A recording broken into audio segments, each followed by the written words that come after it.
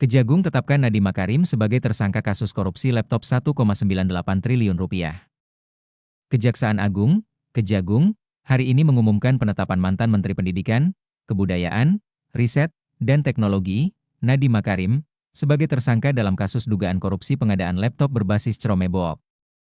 Setelah melakukan pendalaman, memeriksa keterangan para saksi dan alat bukti, serta hasil ekspose, kami telah menetapkan tersangka baru berinisial 6, kata Kepala Pusat Penerangan Hukum Kejagung, Anang Supriyatna, pada Kamis, 4 September 2025, sore. Menurut Anang, penetapan tersangka ini dilakukan setelah penyidik Kejagung memeriksa sekitar 120 saksi dan 4 ahli terkait kasus tersebut. Pada hari yang sama, Nadiem Makarim juga telah menjalani pemeriksaan oleh penyidik. Kasus ini berfokus pada dugaan penyimpangan dalam pengadaan laptop Chromebook yang digulirkan oleh Kementerian Pendidikan, Kebudayaan, Riset, dan Teknologi.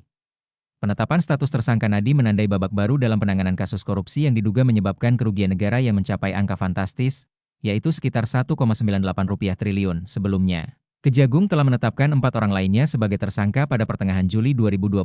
Sri Wahyuningsih, SW Direktur Sekolah Dasar Direktorat Jenderal Pendidikan Anak, Usia Dini, Pendidikan Dasar, dan Pendidikan Menengah tahun 2020-2021 Mulyatsyah, Mul Direktur SMP Kemendikbudristek pada tahun 2020 Juristan, JT Mantan Staf Khusus Mendikbudristek Bidang Pemerintahan pada era Nadiem Makarim, Ibrahim Arif. IBAM Konsultan Perorangan untuk Rancangan Perbaikan Infrastruktur Teknologi Manajemen Sumber Daya Sekolah pada Kemendikbudristek. Profil Nadiem Makarim lahir di Singapura pada tanggal 4 Juli 1984, dan saat ini ia telah berusia 41 tahun. Namanya dikenal sebelum menjadi Mendikbudristek sebagai pendiri Gojek, perusahaan jasa ojek berbasis daring di Indonesia. Gojek telah dirintis Nadiem Makarim sejak tahun 2011. Sebelum itu, ia juga telah mendirikan Zalora Indonesia. Dalam karirnya, Nadiem pernah bekerja sebagai konsultan manajemen di McKinsey Company pada 2006. Tribun Timur.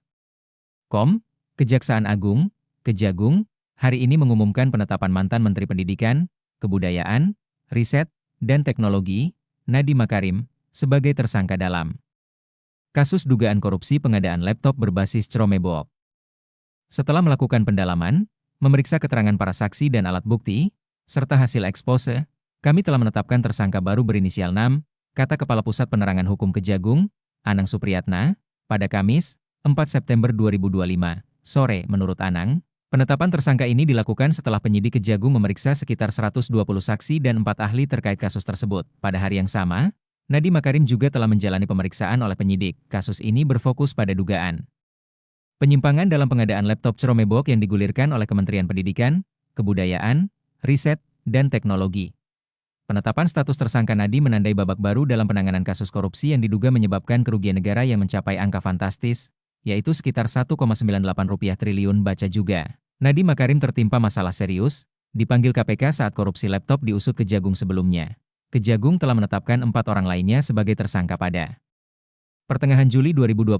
Sri Wahyuningsih, SW Direktur Sekolah Dasar Direktorat Jenderal Pendidikan Anak Usia Dini, Pendidikan Dasar, dan Pendidikan Menengah tahun 2020-2021 Mulyatsyah, Mul Direktur SMP Kemendikbudristek pada tahun 2020 Juristan, JT Mantan Staf Khusus Mendikbudristek Bidang Pemerintahan pada era Nadiem Makarim, Ibrahim Arif, IBAM Konsultan Perorangan untuk Rancangan Perbaikan Infrastruktur Teknologi Manajemen Sumber Daya Sekolah pada Kemendikbudristek. Profil Nadiem Makarim lahir di Singapura pada tanggal 4 Juli 1984, dan saat ini ia telah berusia 41 tahun. Namanya dikenal sebelum menjadi Mendikbudristek sebagai pendiri Gojek, perusahaan jasa ojek berbasis daring di Indonesia. Gojek telah dirintis Nadiem Makarim sejak tahun 2011. Sebelum itu, ia juga telah mendirikan Zalora Indonesia. Dalam karirnya, Nadiem pernah bekerja sebagai konsultan manajemen di McKinsey Company pada 2006. Baca juga, daftar kasus besar ditangani Hotman Paris pengacara Nadiem Makarim. Ia juga sempat menjadi managing editor di Zalora Indonesia. Tak sampai di situ, Nadiem Makarim juga pernah mengemban jabatan sebagai Chief Innovation Officer, CEO, Kartuku. Setelah itu, ia mengembangkan Gojek hingga tahun 2019. Pada saat Oktober 2019, ia mundur dari posisi sebagai CEO Gojek. Pasalnya, ia dipercaya oleh Jokowi untuk menjadi Mendikbudristek. Nadiem menjadi menteri di Kabinet Jokowi sejak 2019 hingga 2024. Namun, pada kepemimpinan Presiden Prabowo Subianto dan Gibran Rakabuming Raka, ia tidak lagi menjadi menteri.